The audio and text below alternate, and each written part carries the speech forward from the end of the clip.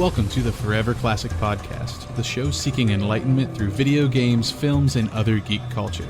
With me, as always, is Alex. Hey, how's it going? We have a special guest, Vlad. Hey, guys. And Vlad is with the Another Indie publishing studio, and we're here today to talk about Sinner Sacrifice for Redemption, a pretty interesting project, especially for me and Zach, because we're so big into the Souls-like games. And this one kind of tickles that itch while also providing some really interesting mechanical ideas. So we're really glad to have you on the show, Vlad, and I can't wait to talk up Sinner with you. Thanks, guys. Thanks for having me. Absolutely. So before we get started, let's talk about what we did last time. A couple notes to hit on.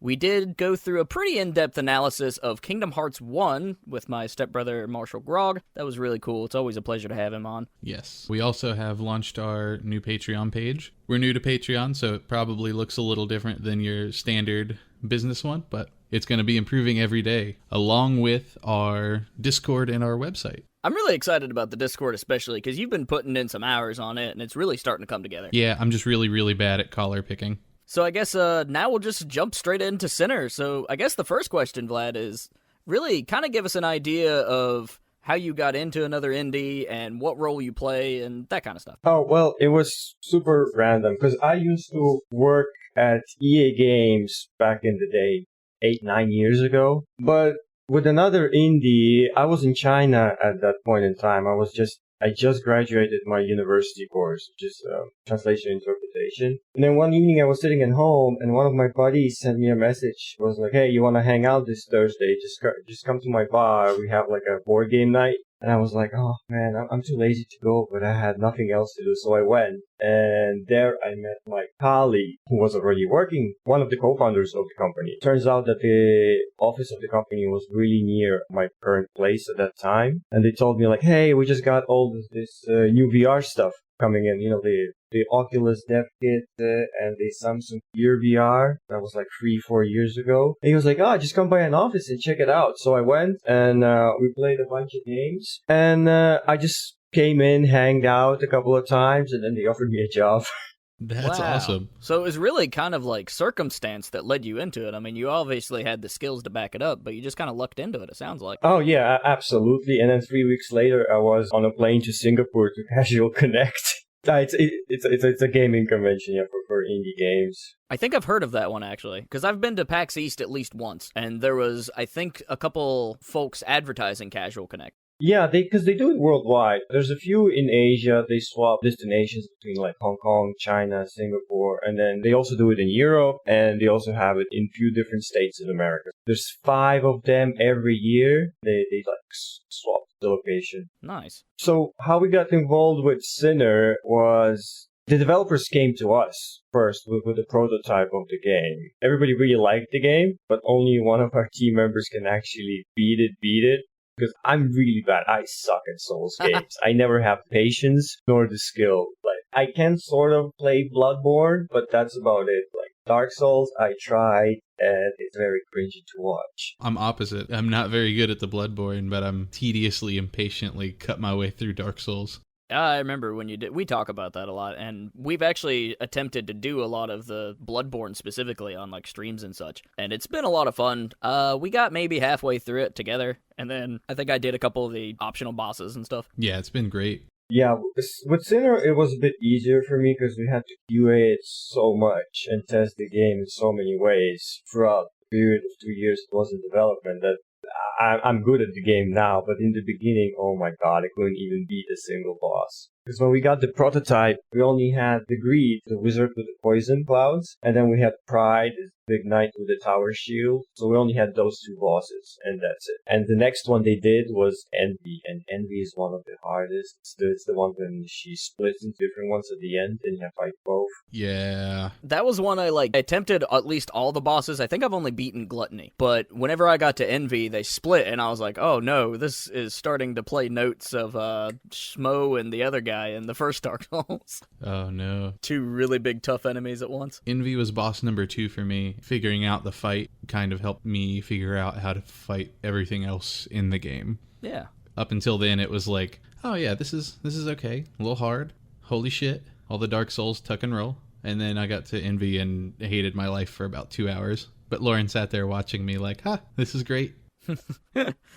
So, Vlad, did you see yourself being a publisher of some of these more challenging games, or what sort of games were y'all working on before Sinner came through? With another indie, we had Lost Castle then, which is a 2D roguelike side-scroller RPG type of game. And that one is actually the number one best-selling game out of China. We're getting close to 2 million copies sold worldwide. And it's in that top percent of best-selling games on Steam. Wow. But the funny part about that game is, despite its all success, still doesn't have a Metacritic review. That is really ironic. Yeah, it didn't get much attention because the spike started from China because it was a Chinese-developed game. And then at that time, so that was like 3 years ago, people still had the notion that China can't make nice premium games, that all they do is, rip off and free-to-play mobile games. So it was one of its kind when it first came out. Hence why it didn't get any press attention. Yeah, so before Sinner, we had that, and then we did a few games, China only, that we were the publisher on the China side, like Anima, Blues and Bullets, Ziggurat. So we don't really have a specific genre for the games we work with. It's more of the team plays the game, and if everybody likes the game and we think we can work with the game and think they can make the most out of it and the game can do well in West and Asian regions, then we just sign developers. Don't have a real style. These are the only type of games we work with. Very cool. I know I have talked to a lot of different international developers since my time of being a journalist and going to some of these bigger conventions, and it always fascinates me, like the type of games that are made in different regions by different people. I know I spent a lot of time hanging out with some German developers and some Spanish developers. Right. So it was really cool to see like what they were working on and what they were inspired by and, the type of things they wanted to make. Actually, yeah, one of our games is coming out in April is from Spanish developers, Yuki Psycho. Well, Spanish and French. The team is split. Very cool. What was the name of it again? Deep Psycho? Yuppie. Wait, I'll just type it out in chat because I'm not sure if I'm pronouncing it right. Yuppie. All right. It's like a first job survivor horror game. Oh, okay. Oh my gosh, I got a press release on this, I think, a while back. Probably, yeah. On the side note, before I joined Another Indie, when I was at EA, I worked on the Army of Two first one, and then Need for Speed Carbon. Oh my god, I hated those canyon races. I hated them with a passion. Did you end up liking Army of Two? Because I know some folks up here that are kind of into it, even though it didn't sell super well. Yeah, it was one of the first games that actually did the couch co-op right, with the split screen and everything. When that was actually one of the games me and my little brother played a lot together. Yeah, I played it a lot as well with my friends. That's awesome. I have seen this Yuppie Psycho game before. Yeah, so that comes out on April 24th. Yep. All right, so what all types of games do you enjoy playing? Like, just what do you play in your free time? Now, take a guess. It's Apex Legends. Everybody's playing that damn game. It came out of nowhere. I was on holiday and my buddy messaged me like, dude, you gotta play this. And I was stuck in a remote village in Taiwan with my girlfriend for the Chinese New Year. I was like, damn it, I want to try, but I can't play. And I see on my Twitter feed and my Facebook feed that everybody's just like in that game. So yeah, it's pretty much Apex Legends and replaying Titanfall 2. I also played Kingdom Hearts 3 from the one that just recently came out, but kind of stopped halfway. Apex is taking all of my time. Like, Apex is cool because it's not the type of game I normally get into, but for some reason I'm just drawn to it. Mostly, I think, because it was made by the Titanfall folks, and I love the aesthetic of Titanfall. Yeah, and I'm shit at Battle Royale games. Except actually Realm Royale, for some reason. My boss keeps telling us to play with him, so we do, and that game is just so hilarious.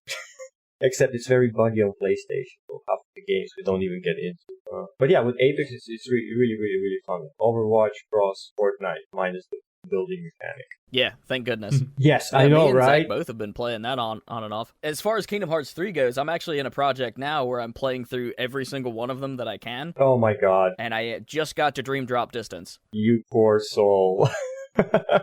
It's crazy, and I'm even gonna go back and do all the optional bosses and stuff, and it's just taking I'm basically sitting on a copy of Kingdom Hearts 3 that I've had for about a month, and I'm just patiently waiting for the day. Right. I gotta beat these other ones first, though, even though I've played them before. And I'm holding back so many spoilers to throw at you. I know, we're gonna have to have a whole episode just on that. So back to Sinner Sacrifice for Redemption. You kind of talked a little bit about how Another Indie became involved with the project. They really approached you guys. So tell me a little bit about the Dark Star development team and what type of things did they kind of bring to the table whenever they brought this to you? Well, all of the team members are kind of industry veterans. They're in their mid to late 40s with, wife and kids. Some of them used to work at Bandai and Blizzard and Namco before on other projects. Because what the big companies do is they outsource their development to, little studios in Taiwan or China. So for example, like Final Fantasy 15, Resident Evil 2, Monster Hunter. Most of that was done by small Taiwanese studios or like single developers they contracted from China, but they never get credit because I guess that's in a contract. Sorry, anyways, I keep getting pivoted from the topic. Yeah, so there are about 8 people with a background in games, which they worked on other AAA titles. And then they decided they want to make their own game, and all of them are fans of Souls-like games. But because they already have a family and not so much free time, they wanted to have the same experience but more compact. So you get the overwhelming boss fights and the difficulty setting, but without the need to grind, when you go from one boss to another in the area doing all the RPG stuff. So they just want to skip that and compress it into a smaller, more polished game. So yeah, that's what they envisioned. And Sinner does. It feels really focused. Yeah, well, it's so funny because when the game released, it was very split. Like, all the media didn't really like the game, but everybody who played the game in terms of streamers and content creators, they just loved it. Like, Soda Poppin played, Lobos played, another one, this Souls guy, I can't remember his name. But yeah, everybody loved it who played it, but the media didn't like it at all because they thought it was supposed to be the next Dark Souls. Which we clearly stated it is not. We were like, it's not Dark Souls, there's no RPG elements, it's just boss battler, and that's it. They're like, oh, it's not good enough, happens. It's like Punch-Out meets Dark Souls, is the way I've been describing it to people. Oh yeah, that's a good one. Yeah, I never thought about one. Yeah. We would always just go with the Shadow of Colossus / Fury / Mega Man. Reverse Mega Man. Lose your powers. Yeah, that makes a lot of sense too. And that's what's fascinating about this, is you do kind of feel that, especially if you're doing the run where you actually kill the bosses rather than redeem them. I mean, you really start losing a lot of your abilities and tools. Yeah. So it just ramps up the difficulty even more. And that's why I initially found this project, both on the Discord store, which is the first place that I think it was published, if I'm not mistaken. And then I kept seeing it on the Switch store, because I every night before I go to bed, for some reason, I like to look at the eShop store just to see what's new. And that was one that popped up, and I was like, wow, that's like Souls, but it's got a cool twist on it. I'm going to put that on my wish list. Nice. And then you guys were like, hey, any media folks? And I'm like, oh my god, if we could just have you on the show, that would be awesome. And here we are.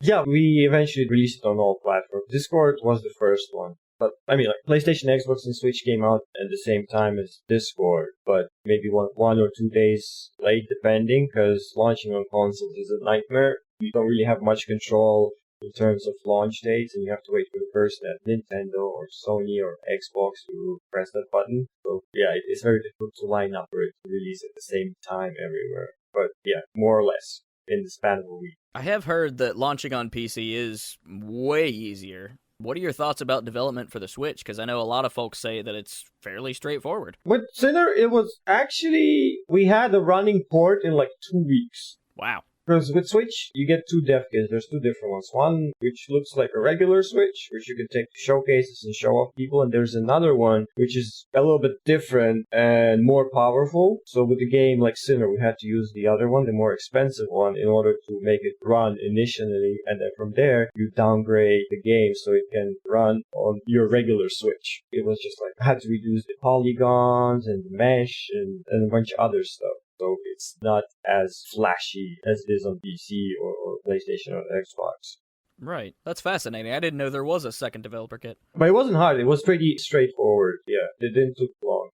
What took long was polishing up and getting it to a consistent 30 FPS. Right on. And for background, I've been playing on the Xbox One. Come to find out, I actually had it on Game Pass, and then you graciously sent us a copy. I got the Xbox One. Zach has been playing on Switch. What have you thought about the Switch port specifically, Zach? I really enjoy it. It's actually one of the very few games that I've played on Switch, but it's playing really smooth. Everything coming from it so far has been just positive. I've enjoyed every bit of it. I'm still not super comfortable with Twitch Joy-Cons, so I don't have the controller yet, but either way, it's been awesome. I can only imagine it'd be even better with the controller in my hand. I think I attempted 2 or 3 bosses and settled on Gluttony. I'm like, all right, this guy's the one that's going down first.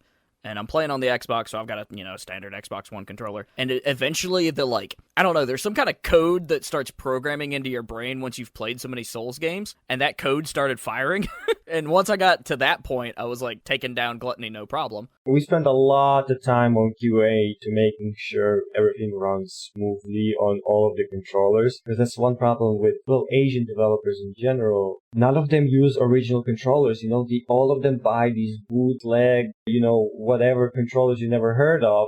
And when they release the game, like, it doesn't work with PlayStation, it doesn't work with Xbox, it doesn't work with Switch controllers, because the ones they used to program it with are just some under-the-table made in the basement. Always a struggle for us to make the devs realize, like, you gotta make sure, you gotta QA it with, all of the controllers and make sure it runs, because nobody uses these Thrustmaster 9068s, right? That's fascinating, because I've seen a couple documentaries about Brazil, too, has a very fascinating gaming culture. So what is that kind of like? I mean, me and Zach are both stateside. I've never done any international traveling.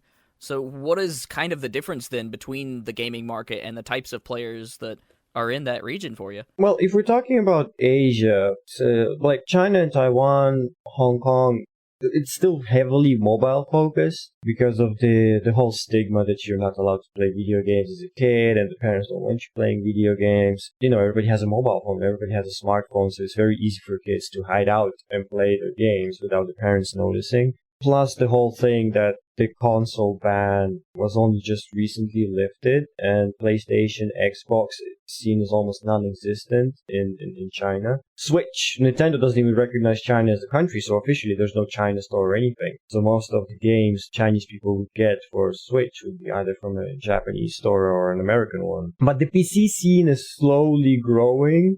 Slowly but surely, and the developers are starting to make more premium games. But again, it's so volatile there. The government shut down the publishing process yet again, so no games can be published in China at this moment. It happened for the second time in the last year. You're always living on the edge. You never know what happens tomorrow. Now, is that something that's directly affecting you guys currently? Oh, yeah, of course. Our business model changes as we go all the time. Have to adapt very quickly to what you can and can't do. Have you guys actually read the news about the Devotion, the Taiwanese game, and what happened with it? I touched on it briefly. I know I saw somebody recommending it in like some of my circles because I'm big into horror games. And so people are like, yo, you got to check this out. The next day it was like banned or removed from the Steam store or something. Yeah, the game is great. I actually helped QA it because their office is very close to our office here in Taipei. But yeah, there was a whole debacle of what happened and what went down, and yeah, but I'll just link you to a really, really good article explaining the whole situation. Then when you guys have time, you can check it out. Because that one is non-biased, so it tells the story from China side, Taiwan side, and the foreigner perspective. But yeah, so the scene here is very exciting, to say the least. Very different from the West. Well, it seems to me like not only are you guys fighting this like kind of issue with the government thing, but it also seems like there's some very, very cool projects coming out of China. So I imagine there's got to be a lot of positive energy as well. Yeah, there are, but the problem is if we're talking about China, most of the developers don't know how to approach the West, and most of them don't even speak English. So it's very difficult for them to gain any exposure or recognition outside China if they don't have any connections or anything. Well, it's the same when we talk to the Western developers. They have most of them don't speak Mandarin, obviously. They have no idea how the Chinese or the Asian markets work.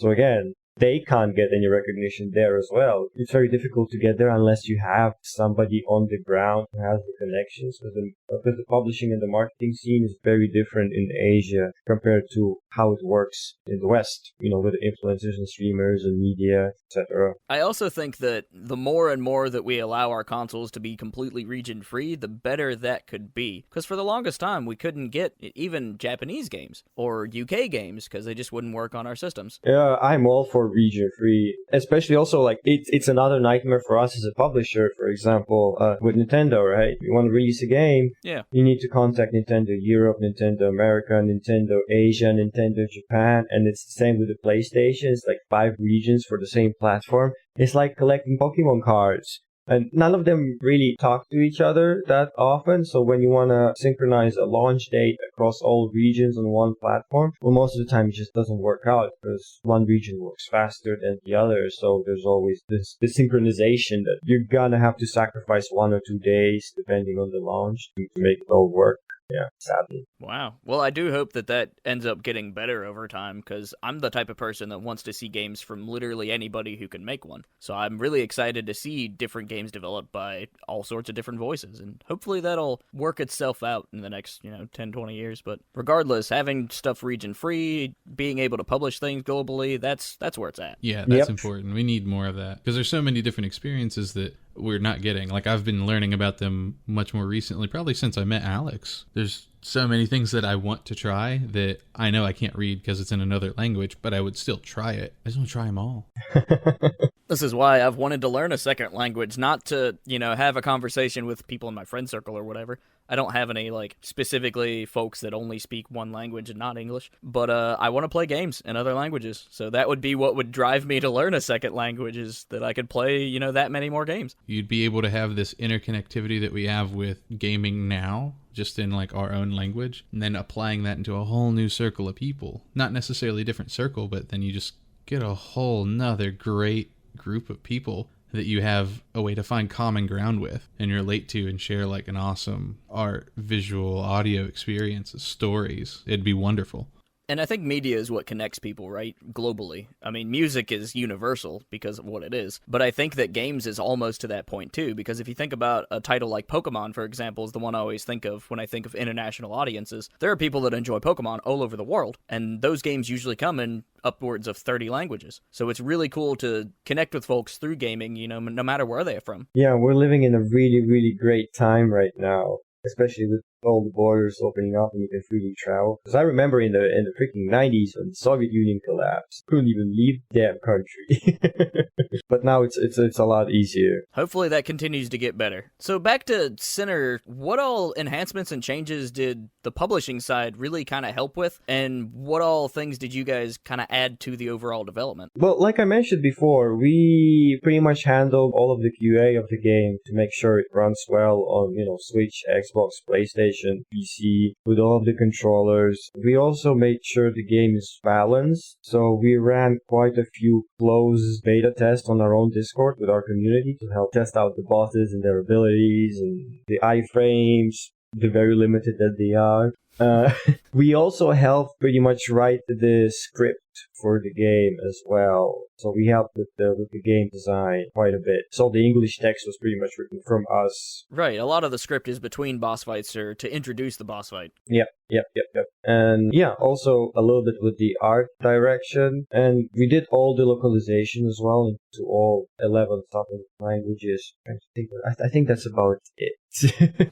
Wow. And generally pointing a bit, pushing developers in the right side of things. Because again, the mentality is so different between China and the rest of the world that sometimes it can be challenging to try to get point across devs. Right, yeah. I worked on a small indie project called Bane's Redemption about, 2 or 3 years ago. It fell through, so it's not even worth looking up now. But I remember having a conversation with my programmers about creating keyboard support for the game, because we didn't have that yet. And they're like, well, everybody has a controller. I'm like, that's not always the case. We need keyboard support. It was just funny. They hadn't even thought that was needed. In our case, it was the opposite. We're like, guys, are you planning to add controller support? Like, no, just keyboard and mouse. We're like, no. Can't do it. Not with a Souls game. Not with a Souls game. But it was really funny because when I was at Gamescom last year, because we were showcasing there at the Discord booth, and 4 out of 5 gamers would come to the booth and be like, can I have a keyboard and a controller, please? I can't play it with keyboard and mouse. I can't play it with a controller. I was like, wait, what? This, you know what game this is? I'm like, yeah. I played all the Dark Souls games with keyboard and a mouse. I don't use controller. What the hell? I mean, more power to you. Only in Germany. Anywhere else, everybody wants a controller. Well, except Asia. But in Germany, everybody's like, I need my keyboard and mouse. I was like, oh, damn, this is so weird. That's fascinating. Huh. Yeah, I was really surprised. Because I know a lot of times if you're reading through the tips for Dark Souls, they're immediately plug in a controller, step 1. That's funny.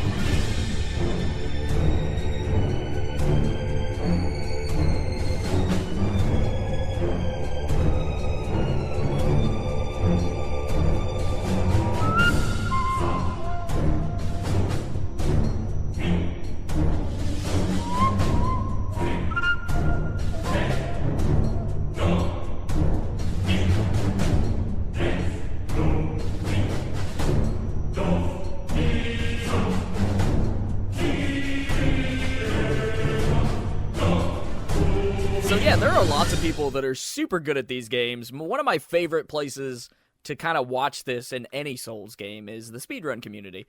I mean, we talk about games done quick all the time. I was a speedrun coverer there for the longest time at Twin Galaxies. So are you guys aware of the speedrun community, and has there ever been any point where they're like, hey, we really like this one exploit, and did you guys like keep it in or make it easier? This is stuff that I've talked to with devs before. Oh, yeah, of course. That's why we added the new modes and challenges into the game with different handicaps, and we plan on adding more. There haven't been any exploits discovered so far, but yeah, we had quite a lot of people speedrun the game. I think the fastest one was like 29 minutes. Ooh. Yeah, I was watching one last night that was about 35. We have quite a few members still doing it on our own Discord. But yeah.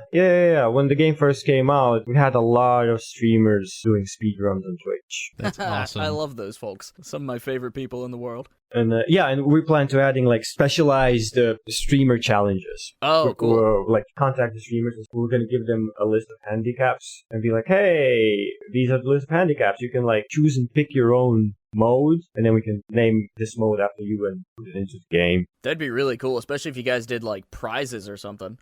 Yeah, that's the plan. I used to do this thing at Twin Galaxies called the I don't remember what it's called now. But we used to talk about, like, the highest scores that were submitted during the week and, like, the ones that were really interesting. And at the end of each week, I would always put out a bounty, like, okay, now for this week, I need scores for Metal Slug. And then people would never bring back scores, but it was a cool idea. So I think a bounty system, too, for you guys would be super interesting. All right, so we've talked a lot about marketing, especially because you all have the interesting geographical location. But it seems to me that marketing is kind of taken a backseat in a lot of cases. I've seen so many games published with little to no marketing, or just organic marketing, and they'll sell like hotcakes. And then you see games where they'll spend millions upon billions of dollars and not sell nearly as much. So what are your thoughts on video game marketing in kind of today's environment where all of the like online stuff is available, especially for these smaller projects? Well, the thing is, everybody's struggling right now because Steam is a hot mess. It's very difficult to gain exposure and to please the algorithm. And all the other smaller distributors, say like, GOG or HIO, they don't really bring in the sales. It's not there. So the effort you have to put into maintaining another build and support it with the updates. And then there's the financial part of, distributing the money. And when it's like only a few $100 and you have to, it's just a huge strain on resources. So small indie studios can't really do it. Right. But when it comes to bigger platforms like Epic Store or Discord, so there's always that thing that you get something in return from them, or you putting your game on their store first or doing an exclusivity deal. So it also can help some studios, although the consumers are not that happy about this whole situation. But hey, it's the industry and the developers need to eat and put food on their table. Because as it stands now with Steam, if you're not that top 0.1%, your game is not going to sell. Simple as that. Because people say like, look at this indie game. He didn't do any marketing and it sold like a shit ton of copies. I'm like, well, yeah, it's Lucas Strobe and his previous game, Papers, Please, he's a massive title. So yeah, he can release a game and not do any marketing and it will sell. But then there's hundreds other games that launch with marketing or without marketing, and they just get drowned out by some hentai puzzle game that's currently trending. It's a tough one. Yeah, you never can tell. It's just such a weird place. For what we're doing is, and what I've seen a lot of people as well, you just have to focus on your community and try to build your community. So when you release a game, you already have those a couple of thousand people who are hyped and excited for it, and they will, retweet it for you, share it around, talk about it, buy it, write the reviews, and so on. So really, it's all community focused. And of course, streamers and influencers help, but, well, in compared to like 5 years ago, people would watch Twitch streamers, or, Mixer didn't exist, but was Beam or whatever. They would watch the streamers, but they would watch for the games, right? But now, most of the people who watch all these big streamers, they don't really care what games they play. They just watch the streamers for themselves, for the entertainment purpose. So a lot of the times, it doesn't transfer into sales as much as it used to before. I see. One of the things I saw somebody talking about, either they're going to do a panel at GDC or it's one that's already been done, but it was about picking your champion and making sure that your champions are they have the right information, they're excited, and then a lot of that marketing can come organically from those folks, like you said, your little community. Yep. And I think that is super important. Absolutely. And of course, I'm talking as somebody who just studies the industry. I don't have any experience in publishing games or anything, so you take that with however you want to take it. But it does seem like the things that are really community-driven or things that are organically shared, things that are genuine, like as soon as a game is found out to have like pay-to-win features, that's going to tank immediately. Oh, yeah. No, that's the same thing. What happens like when you pay influencers to play your game, and if they don't really like your game, no matter how much money you throw at them, you will be able to see it from their content that they're like, oh, I'm just doing it for the cash. And then the viewers see it as well, and they're like, screw this, I'm not interested. Right, yeah. So you have to find that balance. That's why I always give a side eye to paid reviews, especially. I think, work with the publisher and work with the developers for anything other than reviews is the one thing I'm kind of weird about. Yep. Whereas, for example, in China, if you want to get any exposure, you need to pay for it. And that's fine. There, culturally, it's absolutely acceptable. Yeah. But try messaging Kotaku and saying, hey, here's $15,000, write an article about your game. You're going to be blacklisted, and your career will be over. Yeah. So, you can't do it in the West, but that's how Asian markets work. Sadly. It's all about connections and personal relationships. Yeah, that's that cultural difference. Yeah, it's definitely a weird time, because we've seen, especially with Anthem here recently, we've seen a couple people claim to be blacklisted. Now, I don't know the full situation, but I've seen a couple bits and pieces on Twitter. But it's just a weird time. You want to be able to support your influencers, but you also don't want to, influence them with the financial gain or, the perks or anything. It's a weird situation, because I've been there. I've been to these, fancy press events, and, it's strange. Oh, I know. You're talking about that YouTuber who was part of the EA initiative, and then he posted a video about Anthem. Yeah. And he didn't like it, and then EA said, you need to take it down. You need to take down the watermarks. And I think the EA, PR guy made some sort of statement about how it was supposed to be a different watermark. I mean, I don't know the full situation. I don't think anybody ever will. But it is a weird situation between the connections between developers and people that create stuff, especially when they're creating stuff when there's financial gain involved. It's just a strange situation. It's always very tricky. Because I have been in the situation where I've been shown a game, and I'll give my feedback, and I'll, talk about it. But then I'll turn around, and when the game finally drops, if it doesn't, for example, I did a piece on the DLC for Final Fantasy 15, specifically the Gladio one. Right. And so I was, at the event, getting shown all these different Square Enix games. They made us lunch. It was cool. I really enjoyed it. That was something that I mentioned in my overall, preview, hey, this is the type of experience that I was in. But then when the DLC actually came up and it was time for me to review it, I didn't score it very high, because it just wasn't as good as, that little demo. That little demo was basically the whole thing. I was like, wow, okay. It's one of those things I don't want developers and publishers to hold that against the reviewers or the content creators. And that's why, especially when I'm working with other writers, if they give me a review and they're they score it at a 4, I'll defend that 4 till I'm blue in the face. That's what they thought. Okay, whatever.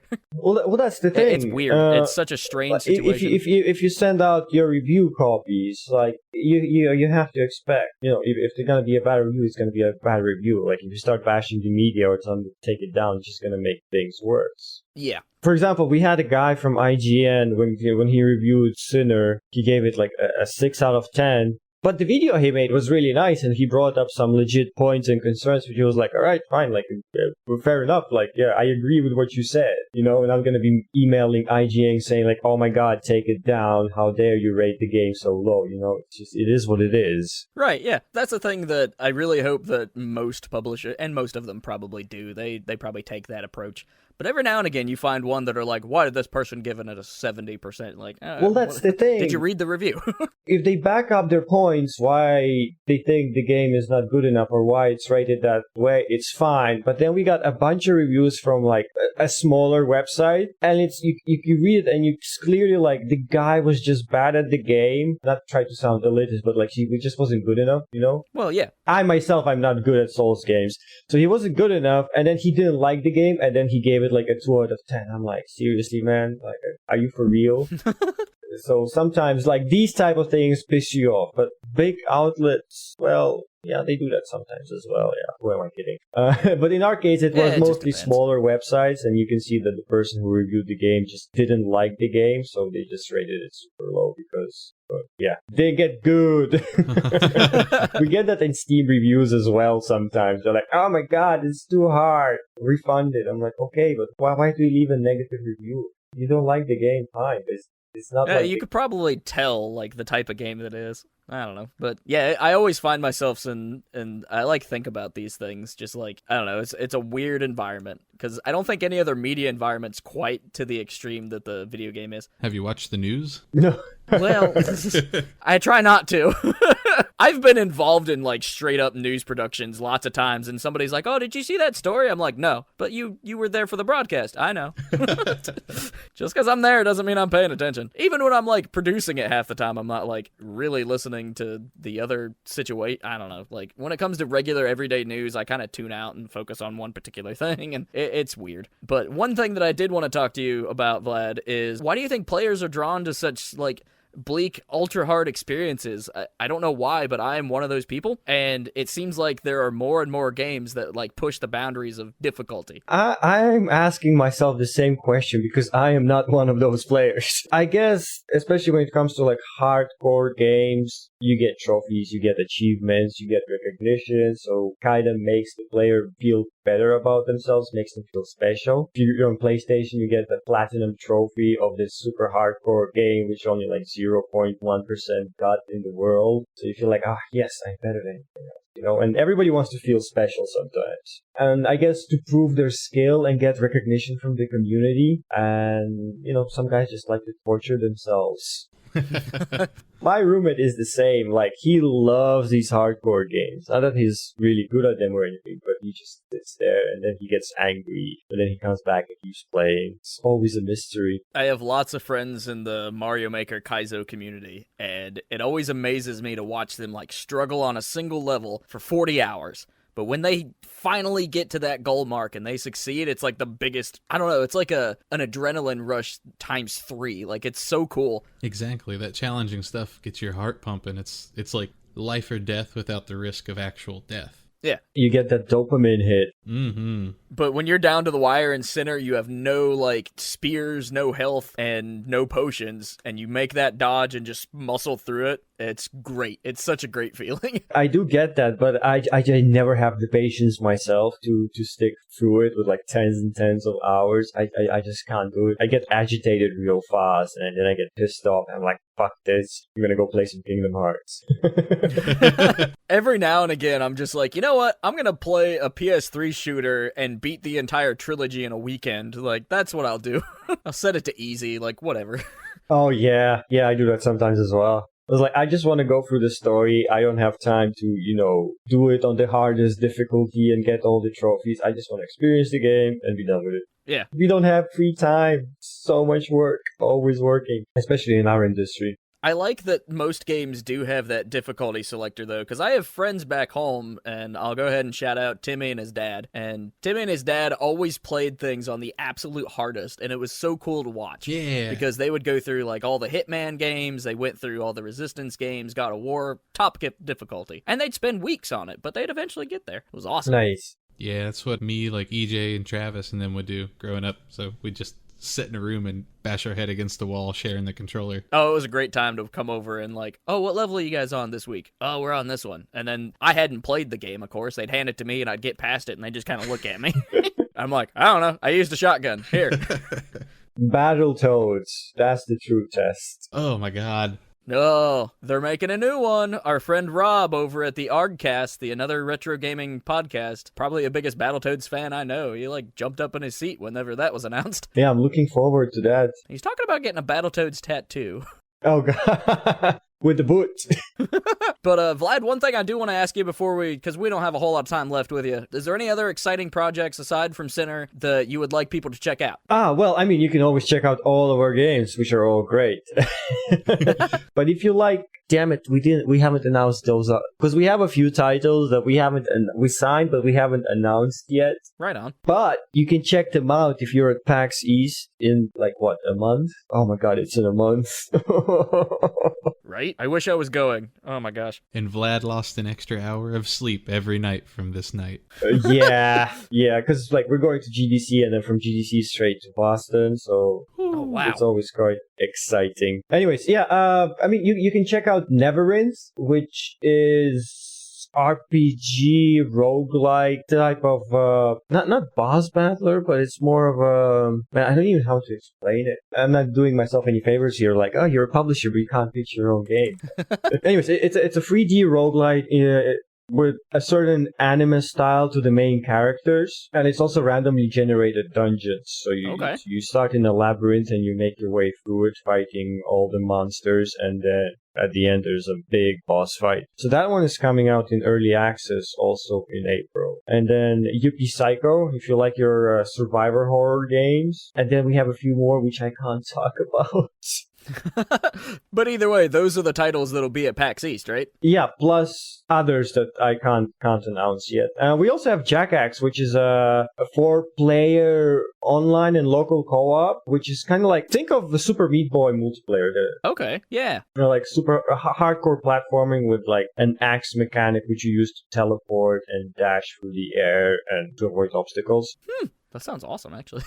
And the other two unannounced games, one is like an eldritch horror game, survival, which is also quite difficult. And another one is like a 2D side-scroller Metroidvania, which is also quite hard and difficult. I am down with Metroidvanias. If you look at our podcast list episode, you can probably find that out. Yeah, so you'd probably enjoy that, yeah. That's awesome. 1 year here soon, we will definitely be at more of these events. Me and Zach both. Absolutely. But I'm in Alaska, and Alaska is a hard trip. Oh, God, yeah, that's I mean, you made far. the drive from West Virginia to Canada, across the bay into Alaska. Yeah, I mean, I've done it, but it's not in the cards quite yet. Well, they're certainly fun, like, for us as a publisher, because most of our developers can't travel due to, limitations, and a lot of them don't speak really good English, so we have to handle all the conventions. So for us, it's just like, well, yeah, the year starts with Taipei Game Show, then it's GDC, then there's PAX East, then there's, like, Reboot, there's Bit Summit in Japan, there's China Joy, PAX Australia, PAX West, Tokyo Game Show, Gamescom. The list is quite long. Right on. We spent like a good 5-6 months on the road, yeah. And I imagine it's a ton of work, but it's got to feel a bit like a vacation, right? I mean, y'all get to do this awesome traveling and talk to all these like really excited folks. It's definitely super fun, but when you get back, you have like a ton of work you have to do, especially when it's like releases or I can't even count how many games we launched from hotel rooms because we're on the road somewhere or we're stuck. Like 2 years ago, everybody got stuck in Boston because of no storm. Oh, yeah. I was there that year. It was awful. Oh, nice. Our deaf friends from Australia, they already checked out their hotel, so we had about 10 people in our Airbnb just squatting, waiting for their flights to be back on track. But the good part was that's when the Nintendo Switch just came out, so everybody was playing Breath of the Wild and fucking Snipper Clips. Yep. I don't think I couldn't get my Switch before. No, wait. Maybe I got it like the day before I went to PAX East, and then I left it at home, and I was like, man, that was a dumb idea. But no, I got stuck in New York that time with Andrew. So shout outs to Andrew for keeping me sane and for having his mom pick up a hotel in New York. That was crazy. And then shout outs to my boy Brandon, who picked us up. He drove from West Virginia to New York to get us. Oh, God. That was awful kind of him, and I could probably never repay that debt that I owe him. Well done. Yeah, that was exciting. I loved that week and both hated that week all at the same time. It was a trip. I remember that's the one I wasn't able to come to, yeah? Yeah, that was the one where, remember, I was stuck for the longest time when it got that real bad snowstorm. I do remember. That was right before Kim left for Alaska. Oh, yeah. It was like literally the day before. I got home and passed out and then got up for a few hours, hung out with her, and we packed her and sent her on our way up here to Juneau. It was a trip. But yeah, so let's wrap up with just talking about some games we've been playing. Like I said, I've been playing Kingdom Hearts. I'm also playing a little indie title called Reverie, which is kind of like Earthbound style meets Zelda gameplay. It's really fascinating, and it's got a lot of like Islander culture in it, so it's cool. I kind of like it. And I did just get the PSVR. My wife got obsessed with Moss, and we bought it, and I'm playing and doing everything that I can with the PSVR. I just got the Rick and Morty game today. Oh, nice. Get Beat Saber. Wait, is it on PlayStation VR? I think it is. Yeah, it's on PSVR. I don't know if you can add custom tracks like you can on the Windows version, but I've also been told that it's easy to set up the PSVR on the PC, so I'm going to give that a shot. Ooh. Zach, what have you been playing, man? I've still been playing Fortnite because I've been writing all that stuff around it. in between other content stuff we've got going on. Apex Legends, of course. Not very much because I'm a god-awful shot in the game. Join the club. I don't know why. I just can't kill people in it. It doesn't work very well. But I recently picked up Smite. A bunch of our friends from high school have started playing it again, and me and Toast have been playing a whole bunch of it. Are you playing on PC? I've been playing on PlayStation. Oh, okay. Because it also just came to Switch. Yeah, it's doing crossplay on everything, but not Sony because, Sony's like, fuck that. Of course. I will forever berate them about not ever doing crossplay. And then 7 Days to Die. I had it forever, and I picked it back up to check out the differences on PC versus console, and then I forgot that they were supported by Telltale Games on console, so it's kind of dead in the water until Fun Pimps gets their rights back. Yeah, 7 Days to Die is a completely different game on PC. It's so awesome. It's really hard right now. It's really hard. And then, Vlad, of course, you said you've been playing some Apex and doing some QA testing. Yeah, mostly Apex, and then I actually started playing Titanfall 2 campaign again. Nice. I've played through it at least once. Yeah, that's about it. We just every time we come back and it's like Apex, go to bed. Yeah, I think it's really nothing else besides the game. We need to help with QA and play through all the submissions we get. Which some of the games are really cool, but some of the games are in a very, very early stages. Right. Yeah. So, can I ask you a really random question, Vlad? Sure. Can you tell me about your sick ballet skills? Oh, god damn it. Oh, yeah. I saw that on Twitter, and I'm like, we should bring that up, and I forgot. But yeah, tell. Sure. Yeah, no, I was a professional ballet dancer for 16 years. Yeah, I danced in the Royal Ballet in Spain. Wow. And one in London, then the one in Russia in Mariinsky, and then the Royal Danish Ballet. Yeah, so I danced for 3 royal families: the one in England, the one in Denmark, and the one in Netherlands. My last years I was working in the Royal Dutch Ballet in Amsterdam. And yes, I can do the splits. So I expected something pretty cool there, but that's awesome. That's absolutely congratulations. Mind-blowing and that's fascinating. Really cool. That's fantastic. Can still spread my legs, yo. I know, I can't even bend over and touch my toes. All right, Vlad, we really appreciate you coming on to the podcast with us. It's been super cool. Hey, no problem. It's fun. Anybody out there that wants to check out what they're doing, simply look up Another Indie on Google. You can find their website. Oh, yeah. Also, check out Sinner Sacrifice for Redemption. It's on, all platforms, so definitely check it out. I'm playing on the Xbox. I think it's sweet. And Zach's got it on the Switch, which is also very cool. Yes. So we do thank y'all for hanging out with us. Before we go, we do need to thank our Patreon supporters. We have one. We've had one for the past 3 months, and we can't thank him enough. My buddy that lives up here, Legend of Moriad, thank you very much for being our first and only Patreon supporter. If you want more information, simply look up patreon.com/foreverclassicgames. If you want to send us an email, shoot us a message at theforeverclassicpodcast@gmail.com. You can also find our Facebook page at Forever Classic Hub, and our Discord link is in the show notes if you want to find that. If you want to find me on Twitch, I'm Forever Classic 105. We also have the Forever Classic Games Twitch channel. That's a joint channel between me and Zach and whoever else joins our ragtag little adventure. And then you can also find me at the number 4 EverClassic105 on Twitter. And Zach, where can we find you, my friend? You can find me on Twitter at exquisite_liar, because it's the only place that I can't have it as all one word. Find me, of course, on twitch.tv/exquisiteliar. And, of course, you can find everything else about us on foreverclassicgames.com. Yeah, I probably should plug the website every now and again, should I? Yeah.